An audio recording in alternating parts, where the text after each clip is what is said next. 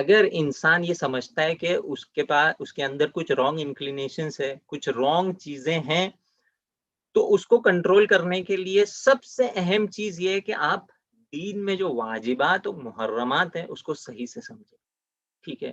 اس پہ آپ لگے رہیں، اس کو صحیح سے انجام دینے کی کوشش کریں. یہ ایک چیز، یہ سب سے اہم چیز ہے.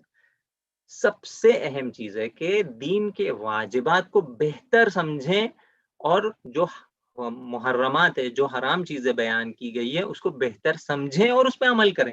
یہ سب سے اہم چیز. دوسری چیز، اپنی زندگی کو منظم کریں.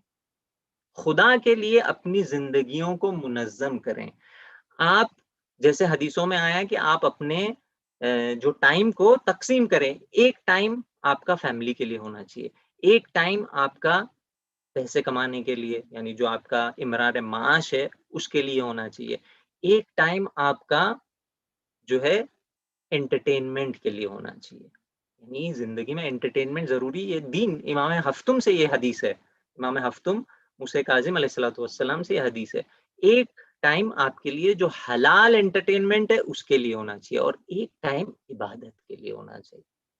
تو عزیزان، یہ اور اس میں دھیرے دھیرے آپ شروع کریں. اگر آپ کے زندگی میں کوئی ٹائم فکس نہیں ہے عبادت کے لیے، واجب کے علاوہ، میں کہہ رہا ہوں واجب تو کرنی ہے، لیکن واجب کے علاوہ کوئی عبادت، 2 رکعت جو ہے مستحب نماز ہے یا روز کی ایک دعا ہے، دھیرے دھیرے آپ اس کو شروع کریں.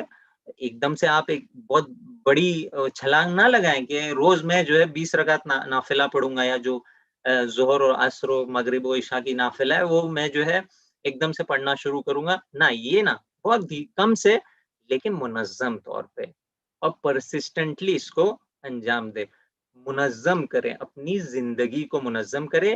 اس 4 حصوں میں اپنے وقت کو ڈیوائیڈ کریں، کہ اس میں تفصیلات ہے کہ ابھی شاید ٹائم نہیں ہے ان کو بیان کرنے کا، لیکن اپنے زندگی کو منظم کریں، واجبات اور محرمات کا خیال رکھیں. یہ کی ہے، یہ اصلی کی یہ ہے. پھر خدا جو ہے خود آپ کے ذہن میں ایسے ایسے خوبصورت سوال ڈالے گا، اور جب آپ اس کے جواب کے پیچھے جاؤ گے تو آپ کی معرفت میں اضافہ ہوگا. ایک حدیث مجھے ابھی یاد آ گئی، میں یہاں پہ بیان کر دوں. امام صادق علیہ الصلوۃ والسلام سے حدیث ہے، وہ یہ کہ مومن اگر ہفتے میں ایک بار دین سمجھنے کے لیے، احکام سمجھنے کے لیے 1 گھنٹہ، 1 گھنٹہ یعنی ایک ٹائم مقرر نہیں کرتا تو اس پہ تف ہے. یہ امام صادق فرما رہے ہیں. یعنی یہاں پہ ایک عالم سے ٹچ، ایک ٹیچر سے ٹچ، یا کتابوں سے ٹچ، یہ ہونا ضروری ہے. ایک اور چیز ذہن میں آ گئی، میں بتا دوں. نصیحت کا جو ایک اہم کردار انسان کی زندگی میں ہوتا ہے، واعظ اور نصیحت، انسان کسی سے کچھ سنے، یہ بھی اہم ہے. امیر المومنین فرماتے ہیں کہ جو چیز کی تاثیر سننے میں ہے وہ دوسری چیزوں میں نہیں ہے، کہ انسان سنے.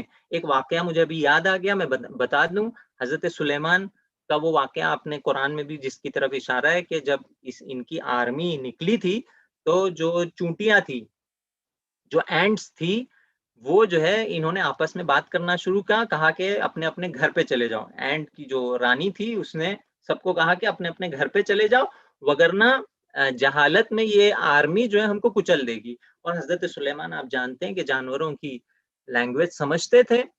انہوں نے جو ہے آ کے اس کو سنا، اور وہ گئے اس چونٹی سے کلام کیا، ٹھیک ہے، اور پوچھا. یہ تفصیلات ہے اس کی.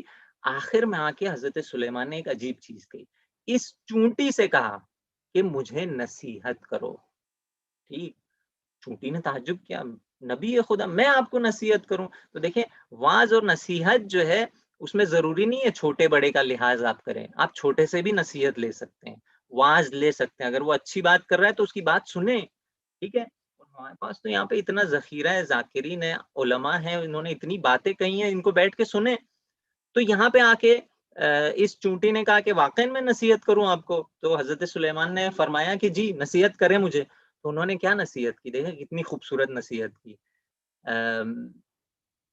چونٹی نے کہا کہ تم جانتے ہو کہ خدا نے تمہارے کنٹرول میں یہ ہوا کو کیوں دیا ہے؟ کیونکہ حضرت سلیمان کے کنٹرول میں تھی نا ہوا، ہوا پہ کنٹرول تھا. وہ جہاں چاہتے تھے ہوا کو دستور دیتے تھے، کمانڈ کرتے تھے، وہ وہاں جاتی تھی، طوفان ایجاد کرتی تھی، وہ سب ہوا کنٹرول میں تھی.